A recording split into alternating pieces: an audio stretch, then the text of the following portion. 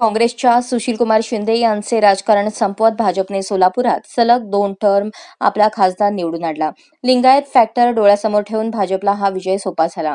अनुसूचित जातीसाठी राखीव असणाऱ्या या मतदारसंघातून भाजपने यंदा मात्र वेगळी खेळी करत फडणवीसांचे डोक्यावर आशीर्वाद असणाऱ्या राम सातपुते यांना तिकीट देऊन सर्वांना धक्का दिला.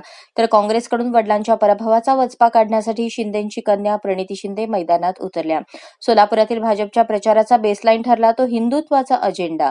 पंतप्रधान मोदींपासून उपमुख्यमंत्री फडणवीसांपर्यंत सर्वांनी कट्टर हिंदुत्वाचे कार्ड वापरत जाहीर सभांमधून वातावरण तापवले. पण यंदाची निवडणूक मूलभूत प्रश्नांवर लढली गेल्याने आणि भाजपला कंटाळलेल्या जनतेची सुप्त लाट शिंदेंच्या पाठीशी उभी राहताना दिसली.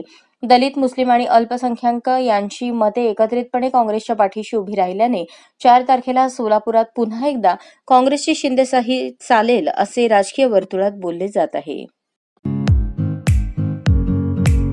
या बातमीपत्राचे प्रायोजक आहेत जय जवान जय किसान सैनिकीय स्कूल, नेहरू नगर, सोलापूर.